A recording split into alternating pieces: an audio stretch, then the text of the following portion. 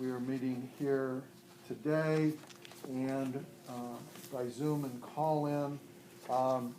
Just FYI, and I presume if you're on here you've already got this, but the Zoom information for those who would like to get on is 962-8823-1760. The password is 565320.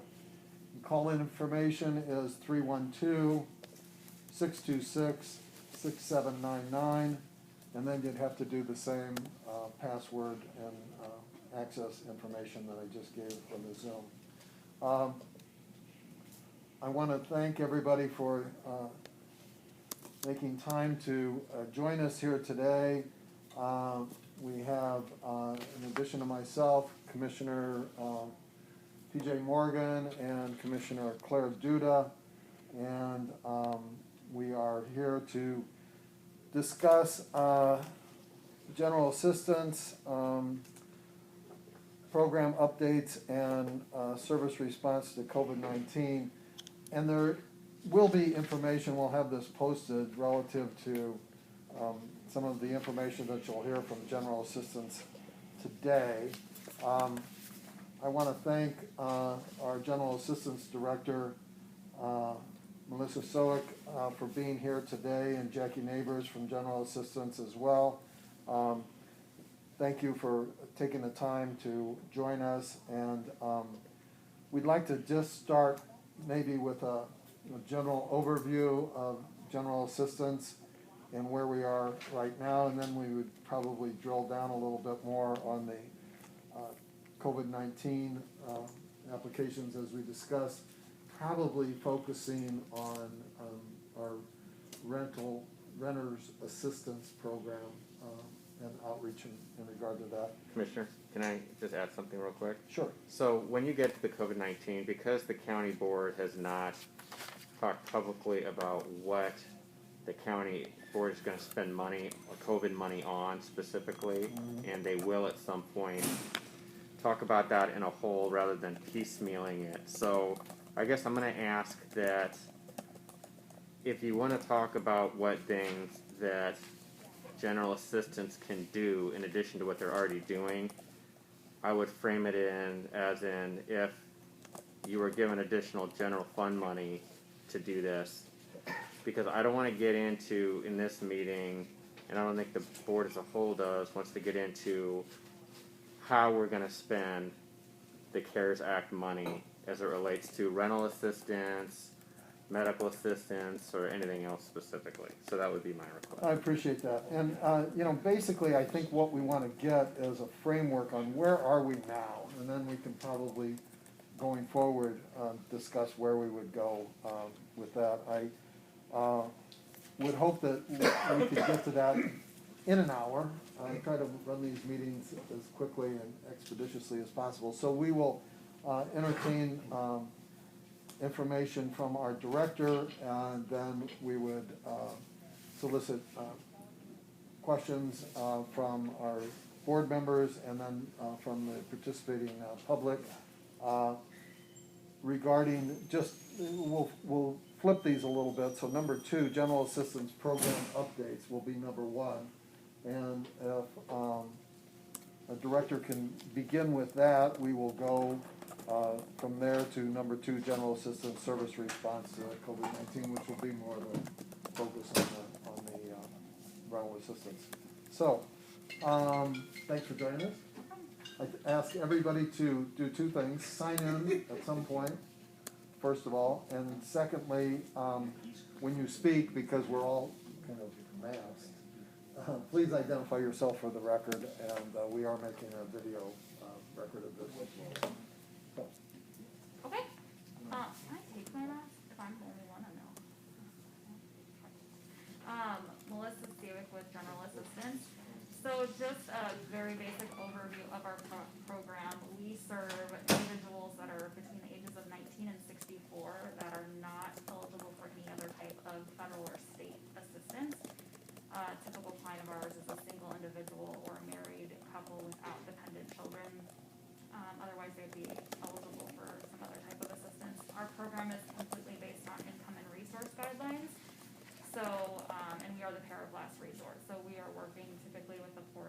for in the community, for our general assistance, which is gonna be rent and utilities, and then also for our primary health care program, that's our medical portion. People are allowed to have a little bit more income, as that is, based on the federal poverty guidelines for that, where we're able to be a person's medical home. So, and the federal poverty guidelines for one person is just over $1,000 a month they're able to make and still be on our program. As far as our budget, what our budget looks like, what you handed out, Commissioner Kavanaugh, that was from the clerk's office, correct?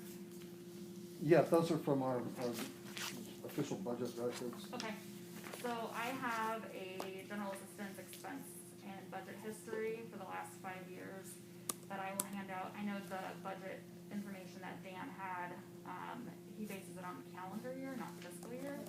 Actually, these are fiscal year figures. The second one that deals specifically, and it's labeled calendar year, with direct client services, rent, aid, that's a calendar year one. Okay. The first item that you have is fiscal year analysis. So as you can see, with the 2020, fiscal year 2020 is about 90% complete as of May 26th. And then the second thing that's getting passed out is a snapshot, 5-year snapshot of what our clientele looks like. The past 5 years in the month of April, and so then it would be the fiscal year to date as of April as well. Okay. So,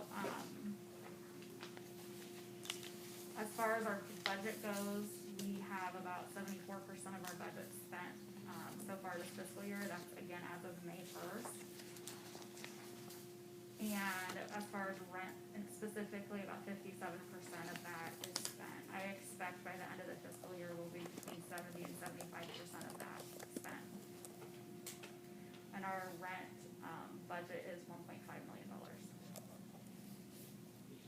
And I highlighted in the assistance expense and budget history, kind of just our main items as far as client assistance. So it's rent, client utilities, assisted living, medical client aid, non-food client aid, client bus services and burials. And then I also included employee salary. So you can also see where employee salaries are at 59% of the obligated amount as well. And then when you're looking at our April snapshot for the last 5 years, as of right now, our total clientele with intake and continuous case. So intake are gonna be people that are newly applying for our services. Continuous case clients are going to be that are already on our program. And those we have, in the month of April of this year, we had 637 clients on our program. April of last year was 603.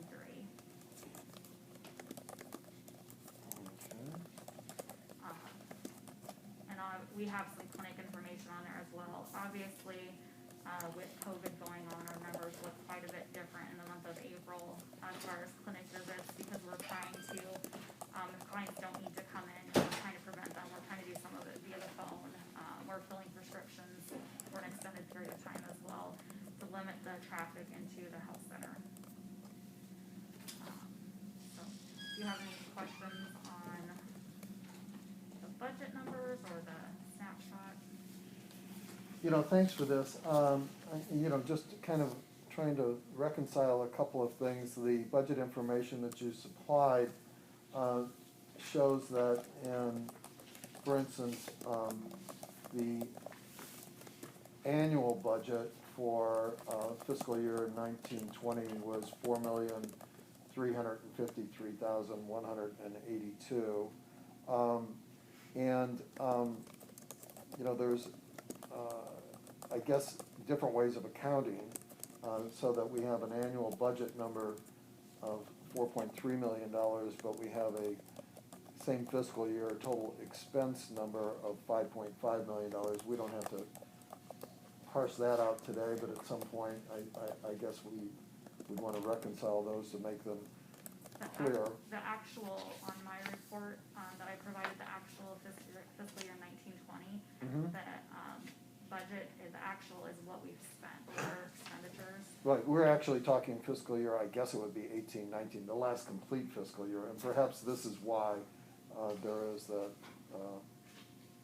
discrepancy, because the actual fiscal year of 19-20, we're still in that fiscal year, right? Correct, Yeah, yes. so, anyhow, thank you for this. It's interesting to get, an overview of the folks we serve. I guess the important thing is, last year, complete fiscal year, we served 630 clients, is that correct?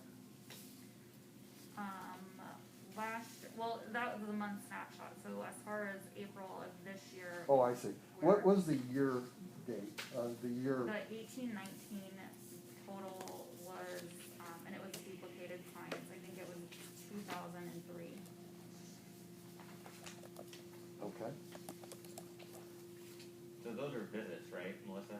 Those are gonna be, the people that have come in and applied with us each You month. said duplicated clients, so. So if somebody, comes in January and applies for us and then is denied for whatever reason in March, comes back in April, that would count as a second person. Do you have any numbers as far as unduplicated? Unduplicated, I believe it's 1,064 is our unduplicated number for 18-19, but I can. Okay. I have a couple of questions just regarding the historical context, so that people out there can get an idea of where we've been, where we are, and kind of where we're going.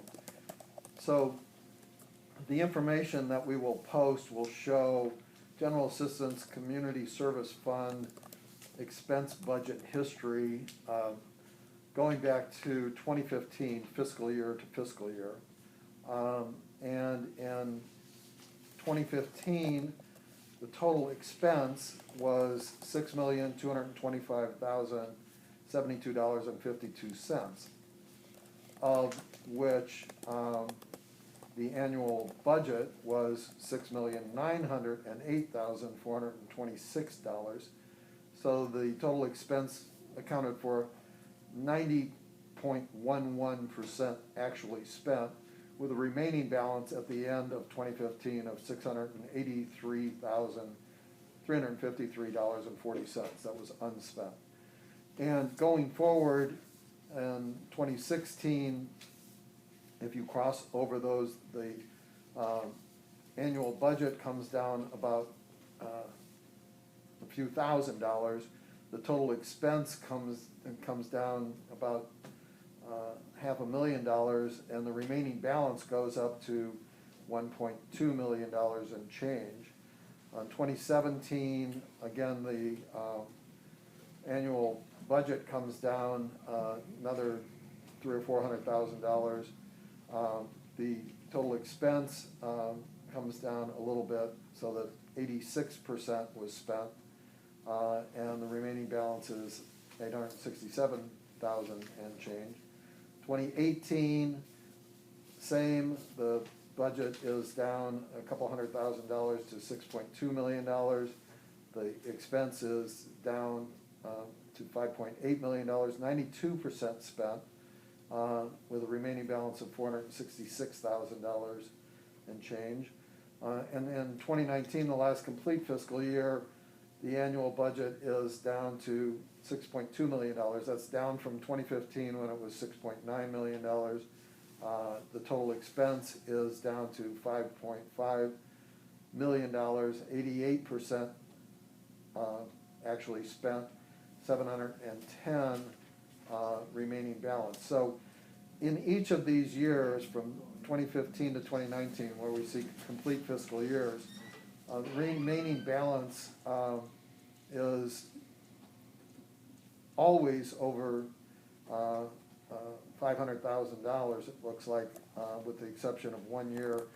And the percent spent goes like this: 2015, 90% spent; 2016, 82% spent; 2017, 86% spent; 2018, 92% spent; 2019, 88% spent. So we end up with remaining balances of, again, $500,000 to a high in 2016 of $1.2 million not spent. And so far this year, and we have a 90% complete fiscal year, We had an annual budget of 5.8, that's down from 6.9 in 2015. Total expenses so far of 4.7, that's 80% spent, with a remaining balance of $1.1 million. Again, we'll post these so you can get kind of an overview. And you know, one of the concerns, I guess, is the consistent remaining balance that we have, and whether or not we can step that up in terms of heightened need in our community. I think we all recognize that there's significant now rise in unemployment, and that's going to have an effect across the board in terms of people's able to finance their households. So has that been reflected just in the short term that we've been dealing with this major onslaught of COVID-19 and an uptick in applications for various services of general assistance in the last month? Well, we're always looking at our data. We're looking at the data in the community and the number of homeless people that are in the community. And when you look at the data from 5 years ago, 10 years ago, the number of homeless individuals has dropped in our community. So that is going to be a reason that, you know, our need isn't as great. Are there people that out there that would be eligible for a program that aren't on our program for whatever reason? Absolutely. But we're, like I said, we're constantly looking at this. We have our biennial guideline review, which we just had last year, where we approach, you know, it's open to the public to communicate with us. We have committee meetings, we speak to the board, we make adjustments based on that. So we increased rent for this year. It's now max $600 we can pay each month for a client. So I mean, we look at it all the time in regards to what more we can do. We follow our guidelines and we follow the state statutes. So if there's something else that we need to look at doing or that the county board is interested in having us do, we will absolutely do whatever we're told to do by the county board as a whole. Thanks for that. I think that, you know, we'll have that discussion here in a minute when we, you know, kind of focus in on the rental assistance. But the guidelines that I think we just approved an update of those. It's effective January 1 of this year. Correct. And would those, or have they in any way increased people's eligibility to participate in any of our programs? It's the state statute, it determines like our age of the clients and who we serve. We have, we update the federal poverty guidelines, so that changes, you know, potentially who's eligible for medical with us. And we also are doing things, you know, obviously the more we pay in rent, other people might be eligible just due to the fact of how much income they are making each month.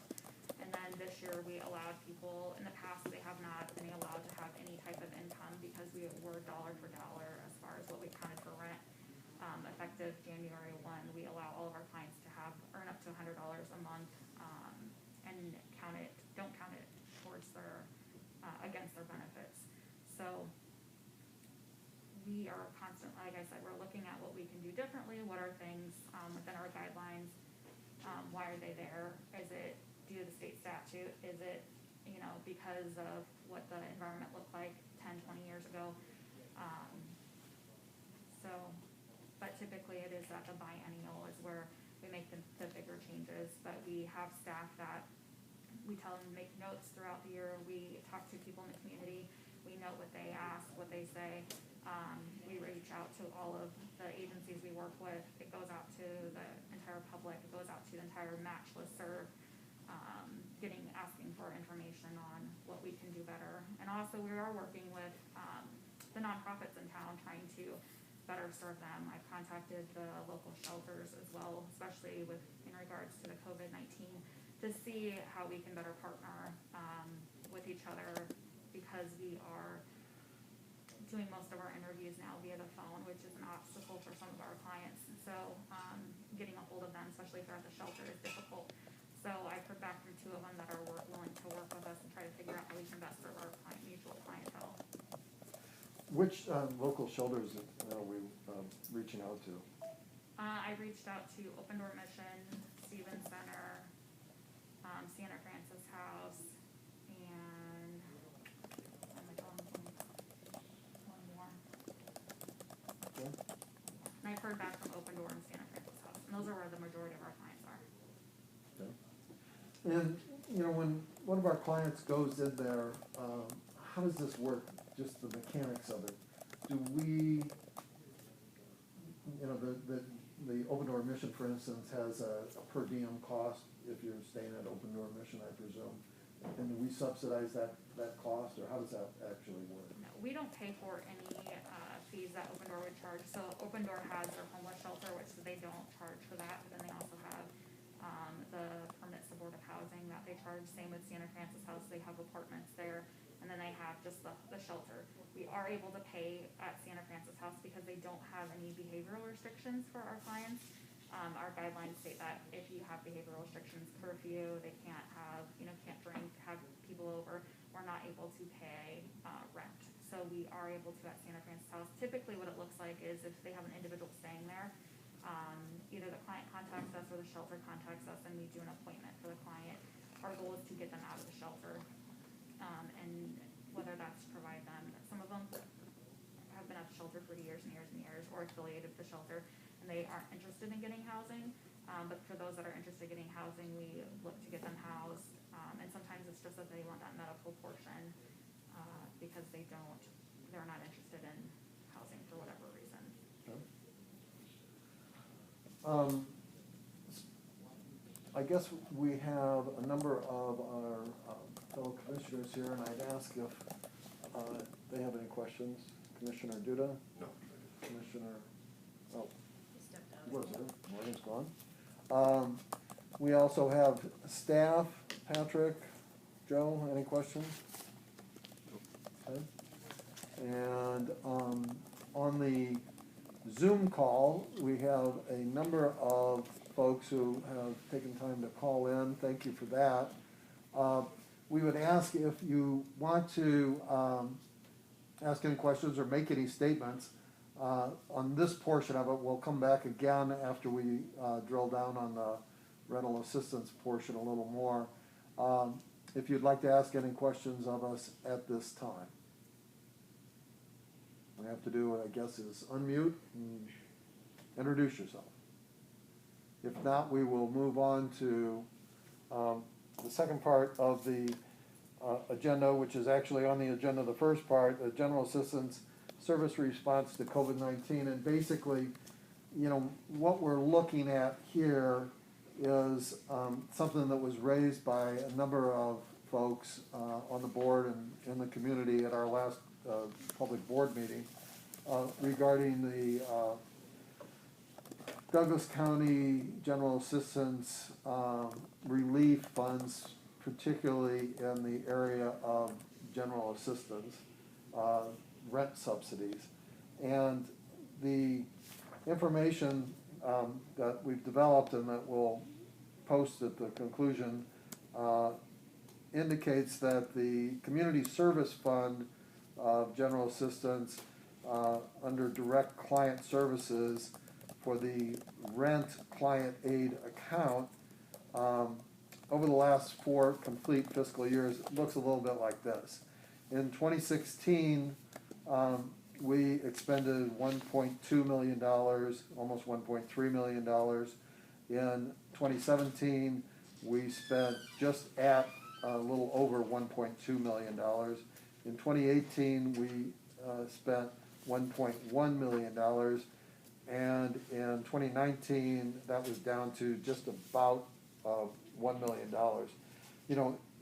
If you keep that in perspective with the remaining balance numbers that we gave earlier, over that same period of time, the remaining balance unspent in 2016 was about $1.2 million, 2017 about $867,000, 2018 $466,000, and 2019 $710,000. So a significant portion of the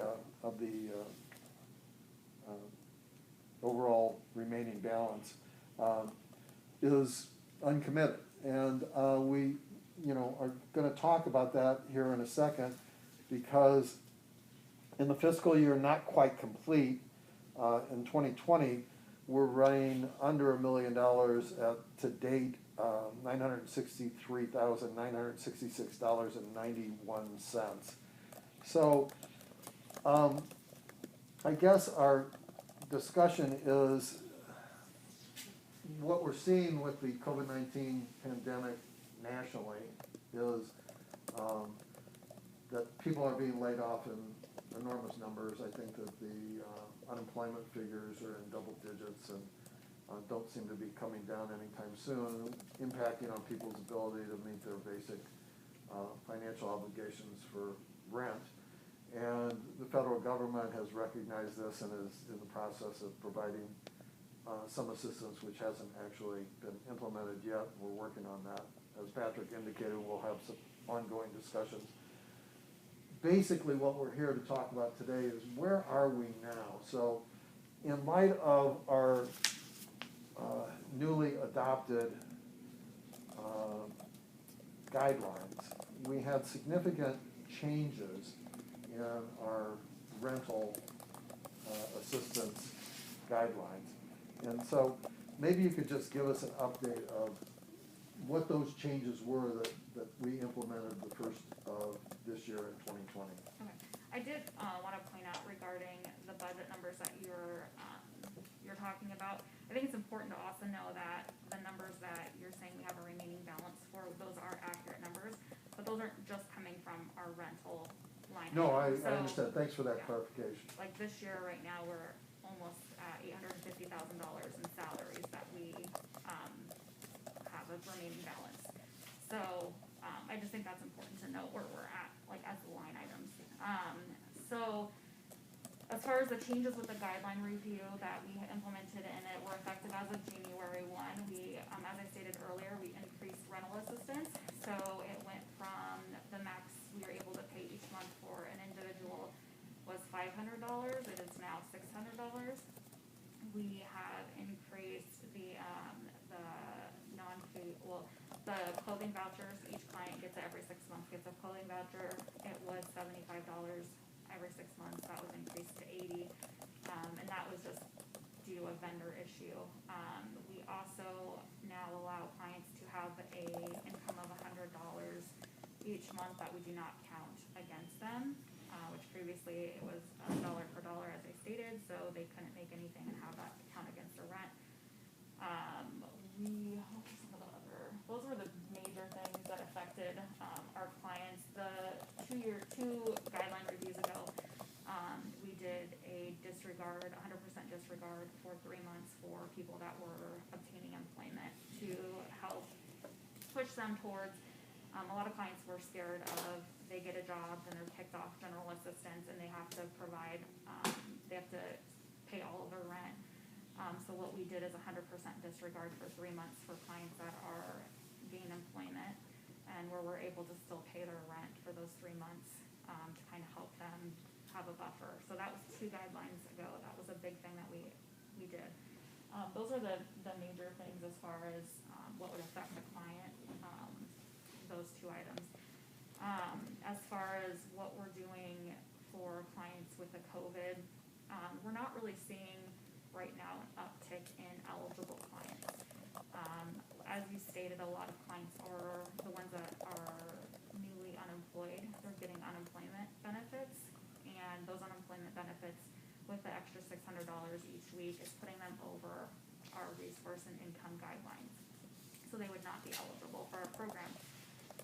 That said, we definitely see once unemployment runs out that those people will be coming to our doors, knowing that not all the businesses are going to open back up, especially what our typical clientele's occupations are. So though we don't really, or not feeling the impact necessarily right now, we know it's coming.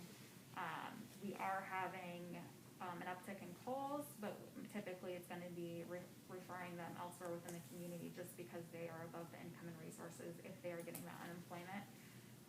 What we're doing for the clients that are already on our program is we're really trying to keep them on the program. We don't want any more people to end up homeless because they got denied general assistance. So we tried our best as far as extending deadlines for clients, reaching out to, like I said, the different shelters. Can you help us touch base with this person? If it's information that we don't necessarily need this month to process their case, we are going ahead and processing their case, kind of giving the client the benefit of the doubt, based on their history with us, that they didn't get a job during this time, they don't have any extra income or resources, and we are also approving benefits for 2 months at a time. Previously, it was every month we do their application. Now it's 2 months at a time, so they're able to kind of stop the traffic within our department as well, and stop our clients from having to come in every month and be out in the community. So they're able to pick up their benefits for 2 months. This has also eased, the clients coming in for resort applications. Every 6 months they would have to come in and do a face-to-face interview. Right now we're not doing that again to limit the clients within the community, but also protect our employees as far as doing those face-to-face interviews. We're doing appointments via the phone for people that are new applicants to general assistance. We are offering them the option to come in-house as well, and we have interview rooms that they can do. It still would be a phone interview, but it would be in-house because a lot of our clients don't have adequate needs to a phone. So obviously there's been obstacles with that because a client can call today for an appointment. We will call them back next week for their appointment. That might have been their friend's phone that they use. They might not have minutes to their phone. And then trying to get them to sign off on the paperwork to go ahead and process their application has been an issue. And again, that's why we've reached out to the agencies that we know that have the homeless populations, and also if we know that they're working with a different organization, we reach out to them to get that assistance. We're also doing expedited appointments for the different nonprofits in the community, and then we are doing appointments for Douglas County Corrections as well while they're still incarcerated, and then for community mental health as well. We're able to do those phone interviews while they are still inpatient, so it will be a seamless transition to when I get back out to the community. Good. So, on all levels, federal, state, and local, there have been, emergency orders, executive orders, a resolution by the Douglas County Board, allowing us to, for purposes of combating the COVID-19 emergency, do things that we normally wouldn't be able to do under our guidelines. Have any of these affected any of these things that we're talking about in terms of your ability to supply relief to people? No, we have to go by our guidelines, and that's what we're doing. So some of our guidelines are up to interpretation, I guess. We've interpreted them as liberally as we can to benefit our clients, knowing the situation that they are going through. But we have to go on our guidelines, and our guidelines have not changed. So. Okay. And these are the guidelines. I mean, the ones that we approved in October that went into effect. Those are the changes that were made. But you asked for copies, so I have brought copies. I appreciate that, and thanks. The ability of the county to affect those guidelines is within the jurisdiction of the Douglas County Board. I think on kind of an annual basis you bring these to us, but we could revisit them more often if we wanted to. Is that right? Yes, and there's just the steps that we would have to take to do that, but absolutely they can be looked at whenever. Okay. Just a couple of things on the changes that we did do. The new rental amount has been increased from $500 a month to $600 a month. Say I have an apartment that is $1,000 a month apartment. Could I get the $600 subsidy and then pay the difference or negotiate the difference with my landlord? No. If you lived with a roommate and we would split that, yes, but no. And the majority of the programs in the community, nonprofits, people that are get HUD funding, that they're not going to pay $1,000 rental for a single individual. They based off your income and resources as well, and then the area median income. So basically, we're talking about apartment properties that rent at $600 a month. Yes, and there's some landlords that work with us and they rent, let's say, $650, and they'll accept $600 paid in full for the client. So it's not that the client's having to supplement it in any way. Some landlords like working with us because they know they're gonna get their check every month, Okay. so. So if we wanted to, as we were discussing a minute ago, make an exception to that for purposes of the emergency, we could amend that $600 figure to some other figure and, you know, make that the new emergency rental subsidy figure if we chose. Yes, you just have to, I mean, you have to go through the public hearings and all of that as well, but just note that that affects people that are ages of 19 and 64, the single individuals. That wouldn't open it up to, you know, a single mom with 2 children. So, that is still part of our guidelines. So yes, it would allow us to pay more for rent, but it's not gonna open up our population any, unless that would be something. you Does guys the would work with. 600 have to include utilities? Yes. Yes. So that's all in, Yes, and yeah, if and they're we've done, and if their parent or an uncle wanted to give them the other 300, really can't do that unless that uncle's gonna live with them and pay 300 per. right, yeah, if it was a Got roommate it. situation, yeah. Perfect. And we do rent surveys every guideline review as well, and, was it just over 6, I think it was like under 625, a typical 1-bedroom, was.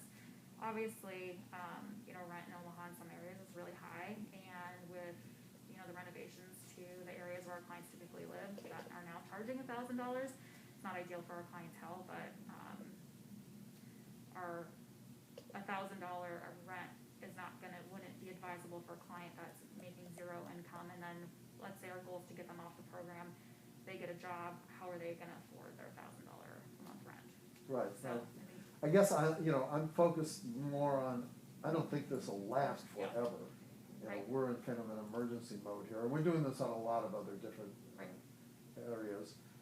So it would be kind of that emergency thing, like you see on, you know, what the state and the federal government has done on unemployment Right. insurance, for Right. instance. That's not gonna last forever, but for now, Right.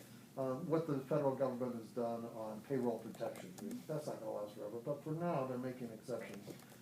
I guess what we would be looking at is some type of emergency, exception to our $600, limit, and that's $600 for anybody, am I hearing you correctly? I think? Max 600, yes, Right. rent, yep. So, that's, you know, I think one area that we might look at. You indicated that, you know, we're doing expedited applications for people on appointments, and that's good, and we have experienced kind of an uptick in inquiries. Has that been reflected in appointments and applications as well downstream from that? When you look at our January data to now, we've definitely seen an uptick. You know, as you can see with the 5 years, it's kind of ebbed and flowed, our clientele, but right now we are, us doing what we can to keep our current clients on the program has really been the biggest uptick we've seen. Because as I stated, we're having, one of the obstacles we're facing with doing those phone interviews is we're not able to get that client to sign the piece of paper saying that they're authorizing us to run these checks, they're authorizing us to do their application.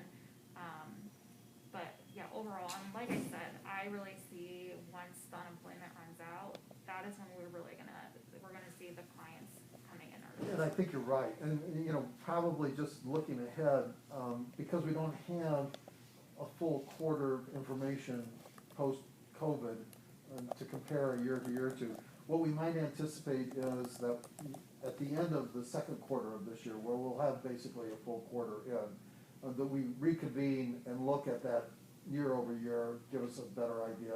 We'll also be, you know, kind of coming to that point which you mentioned in supports and unemployment and payroll protection and other things.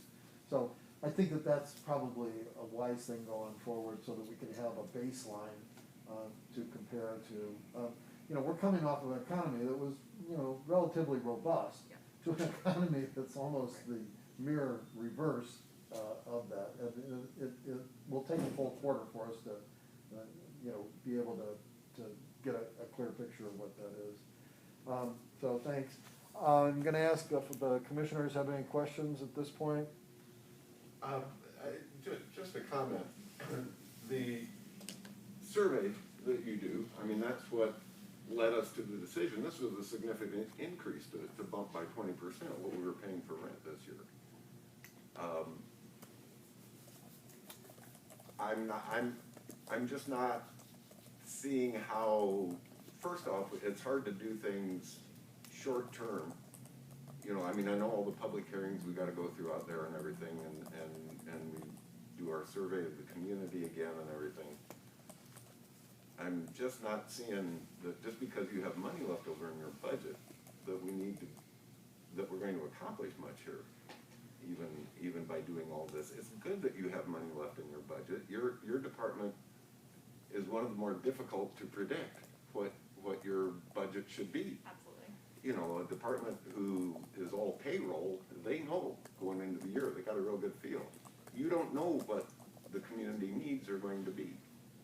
And so to err on the side of making sure you've got enough money to get through every year, it's not like you're turning people down that are eligible so that you can have some money left over in your budget. You're meeting the community's needs according to state law and the guidelines. And I'm just not sure how we can make that more responsive to COVID-19 or what we accomplish by doing that. That's it. Can I say something to that effect as well? Because I'm the one that puts the new landlords into the system, right? So what I've been seeing more and more is that the shared living, where we pay $300 a month for someone to live with a family member, we're seeing a lot more of that kind of behavior. So, you know, we may have more clients that we're paying rent on, but we're not necessarily paying $600 per month for all of those clients.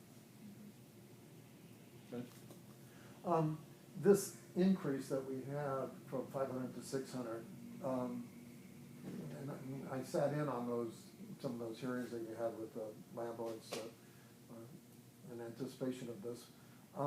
That was the first increase in some time, I believe.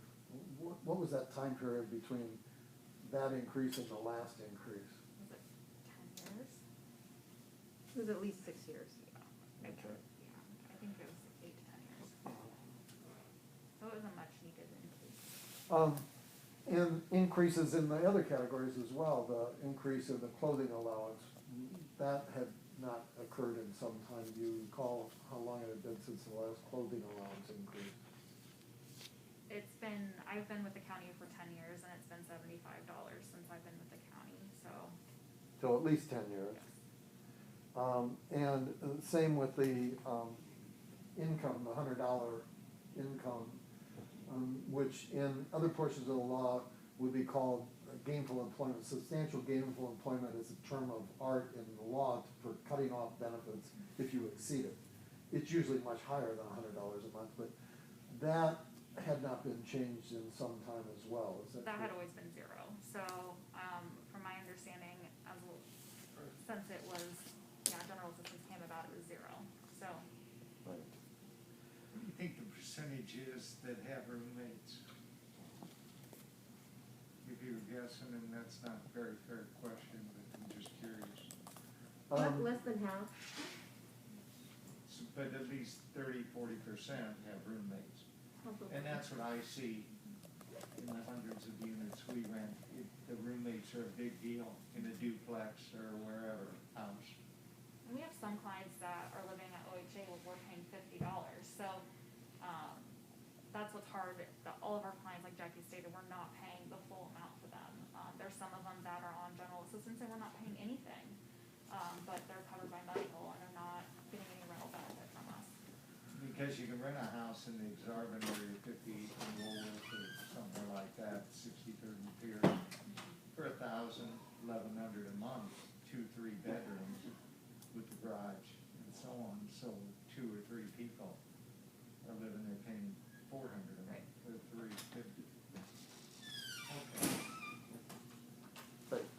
I'm gonna ask again, now that we've gone through kind of the rental assistance thing, if there are any questions from our viewing audience, public.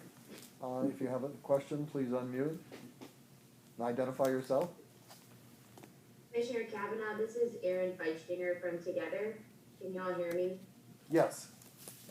Awesome. That's the new question everyone has to ask in our new day and age. So yeah, I'm from Together, 812 South 24th Street, and at last week's county board meeting, I presented a letter from 17 organizations asking you to use a portion of the coronavirus relief funds allocated to Douglas County for emergency rental assistance. I'm just here today to reiterate that request and suggest that one way to allocate those funds is by using the existing infrastructure of Douglas County GA. I know last week there was some concern expressed about trying to set up a process, but I just suggest that we can use existing infrastructure. I also just want to say that I cannot overstate the seriousness of the crisis that is coming our way if we do not immediately intervene to support renter households who are struggling and will continue to struggle to make rent as we make our way as safely as possible through this crisis. We do not have enough of a safety net for those renters who have never accessed assistance. That kind of funding, the flexible and preventative kind, has only very recently come into existence in our community thanks to the hard work of Match, and it was not built to anticipate the enormity of the need that will be caused by COVID-19. So we're going to have to find some political will. We're going to have to get creative in order to address this crisis. I also just want to take a minute to thank Ms. Seawick for the incredible steps that your department has already taken to keep people on GA and to help others find stability. And I want to thank everyone for your consideration and look forward to working with you to ensure that people in our community don't lose their housing as a result of COVID-19. And I know that Randy McCoy from Match is on here. Match was mentioned last week at the county board meeting as well, so I think he will speak a little bit more to our existing funds. Thanks again, and happy to answer any questions. Sure. I have a copy of the information that you presented to the board at our last meeting, and it's got some interesting findings in here that, according to the City of Omaha's Affirmatively Furthering Fair Housing Study, 49% of roughly 70,000 renters in our community are considered rent burden, paying more than 30% of their income on rent. And data drawn from the American Community Survey estimates that 25,800 additional renters households in our community will be made vulnerable by the economic effects of COVID-19 and will therefore struggle to pay rent. Our neighbors are already feeling the pressure. Analysis of 211 calls shows that 1,422 calls requesting rental assistance between March 15th and May 11th of this year, compared with just 745 in the same period last year. You know, these are interesting because they give us kind of some metrics to measure the need by. And I guess I'd ask our director, in terms of these 211 calls, do those come to you? The calls from 211, some of them, they refer to our program. So we do get a lot of calls that people call 211, they refer them to our program. Some of the people are eligible, some of them are not eligible, and then we try to refer them to an appropriate resource. A lot of times we refer to Together. They have always been a great partner, but it's a mix. Like I said earlier, we do have an uptick of people calling for assistance, but they're not necessarily going to be eligible for our program based on our current guidelines. Sure. So if someone calls 211 and they end up being referred to general assistance, and in your conversations with them, you find that their resources exceed our eligibility requirements, and then you refer them to Together or some other agency, what, I guess, happens then? Well, when we refer them, we refer based on the knowledge we have as far as what the program is offering, or we go through a laundry list of have you guys contacted these, handful of agencies, and then they go ahead and contact them. Sometimes it depends on the month if there is type of funding, and I know that we're not always up to date with the exact resources, and we're basing it on the little we know as far as our referencing. So, I mean, Aaron or Randy would probably be better to explain what happens once they reach their organization. Okay. And Aaron, Randy, I don't know if you want to jump in here, but that's the kind of the discussion is, if we're unable to help them at general assistance under our current guidelines and they're referred to you, what happens then? Right, so at Together, we run several programs. Our more intensive case management program is rapid rehousing. And I know that we work closely with GA, with some of our clients to help them maintain housing stability. And GA helps when, as Ms. Sowick pointed out, they don't have income or anything like that. But the other thing that we do is crisis engagement, and that's kind of our front door access point services. So if someone calls in and needs immediate help to not become homeless, it's basically diversion. How do we keep people out of the homeless services system if at all possible? So if they need, let's say, utility assistance, they need a couple $100s to cover utilities so that they don't get their utilities shut off, if they qualify, we can get them that kind of funding. What I think we need to keep in mind, and I think Randy can probably speak more to this, is that this is, for everybody involved, this is unprecedented times. We are going to see people, as you pointed out, Commissioner Kavanaugh, the 25,000 renter households. Those are people who are working in industries that are financially impacted by COVID-19. So these are your bartenders, your servers, your retail, people who were making rent, who had never, let's say, come into Together, who had never needed us before, are going to need us more. They're going to need help, and we just do not have a system in place to reach those people. Or to protect them. So that's kind of what I'm talking about when I say that we need the will and we need some creativity to figure out how best to address them. And I'll let Randy answer or jump in or answer any more questions. Thank you. Randy? Hi, Commissioner Kavanaugh, thank you for letting us be here today. My name is Randy McCoy. I am the Executive Director of MATCH, the Metro Area Community Care for the Homeless. And I mean, I would just echo what Aaron and everyone else has said. There is going to be a huge need, we believe, for additional rental assistance in the community.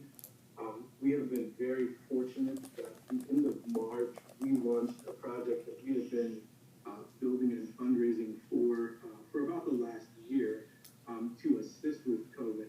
Originally, the project was designed as a crisis response to people showing up at a shelter or an organization like Together or Art Ministry who was going to be homeless tonight, to divert them away from shelter and provide alternative housing options for them. We repurposed it slightly to say we're going to also look at keeping people housed where they are given COVID. We have also been very fortunate to raise additional funds to assist people who have been directly impacted by COVID. But I would say the amount of money that we have for these programs is woefully inadequate to them. Early on, we started working on some modeling, and modeling in this environment is incredibly difficult. But based on some of the numbers that we've already talked about, that almost half the renters in the community are rent burdened, that those who are most impacted by COVID and the heightened unemployment are those who are at a lot of times the lower end of that wage scale and maybe more directly at risk of losing housing, et cetera, et cetera. We estimated that there are maybe around 6,000 households that would be facing eviction from this, in addition to kind of the number that happens on an annual basis. And applying some rough calculations to those households and the levels of intervention that they would need, the estimate was just over 9.3 million. And best guess, depending on all the funds that were coming into CARES 100% of those funds were applied, turned exchange, we could count for about 4.2 million, which leaves us, a $5 million gap in rental assistance just for those evictions, potentially. Of course, it could be much worse than that, depending on how long things drag out, depending on how long it takes people to regain income, and it doesn't look good. I guess is the easiest way to put it. Well, thank you, and that's an important point because we got to get as specific as possible, as soon as possible to define the need. So when you're talking about these 6,000 potentially impacted who could face eviction, and you're talking about actual dollar amounts like $4.2 million, it would be very helpful if there is some backup information, documentation of how do we get to those numbers. And as you can draw from our discussion here today, where do they fall in terms of our existing guidelines? I mean, my impression is that many of them would probably not meet our existing guidelines, and so that we, have to engage in some emergency planning to provide some assistance. But if you could provide whatever information you have on how do you get to those numbers, that would help us in this discussion going forward of, what could we do, what do we need to do, and how would we have to adjust, I guess, maybe some of our guidelines in order to meet that need. Could you do that? Yes, sir. We would be happy to work with you on that. That'll be great. And I believe your initial inclination is true. They probably wouldn't meet the tests for general assistance, or at least a number of them wouldn't, for a variety of reasons. It could be asset tests. It could be lots of different factors as to why it wouldn't. Right. I think you probably were on the call earlier when Mr. Bloomingdale, pointed out that we're not actually discussing that in any real detail here today, but we are, discussing that going forward.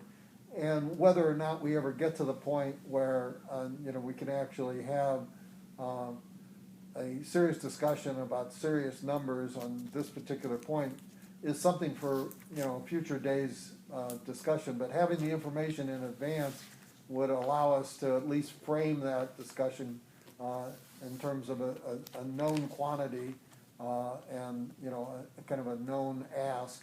And we're getting this from a lot of different governmental subdivisions and other groups impacted by COVID, so you wouldn't be alone. But it would be helpful if we could see where you come to those numbers. Thank you. Yes, sir. I think, and I know the primary conversation here has been around rental assistance, but looking a little bit broader, there may be mortgage assistance issues as well. There will be a number of people impacted who have mortgages, and yes, there are opportunities through the CARES Act for them to either defer or delay some payments depending on their lender or whether it's federally backed, whether or not there are additional supports for them. But I think mortgage assistance is one of those things that we shouldn't completely lose sight of either, especially being a decade out of the Great Recession and the significant impacts that had. Yeah, I think that we're all kind of in uncharted waters here in terms of what we can do, what we can't do, how the CARES Act can be used, how it can't be used. But at this point, I mean, it's information that is really needed in terms of what's the need. I mean, from a broad policy point of view, CARES was intended to, in some part, meet the need that exists across the country because of COVID-19, because of the impact of COVID-19. Whether or not every need fits into the parameters of the CARES statute, that's a different question. At this point, it's just like, well, what is the need? And you've provided some initial information in terms of numbers of potentially impacted folks and now, kind of a dollar amount. And people most in need, most threatened with losing their homes. So, you know, those are all steps along that process. And there's going to be a lot more of this in a lot of different areas, but I mean, for purposes of this discussion, if you can provide us with background on that, that would be helpful. Thank you. Yes, sir. I don't know if there's anyone else on this Zoom who would like to speak up at this point. If not, okay. We are coming up on the hour, and I'd like to have these done in an hour. So I will thank our director and staff from General Assistance, our staff from the board, my colleagues on the county board, and our clerk's office for their participation in this. And we will be back to discuss this further. Certainly after we have a full quarter's information in, we'll want to get an update from General Assistance. Thanks a lot. Thanks, everybody. Stay well. We are adjourned.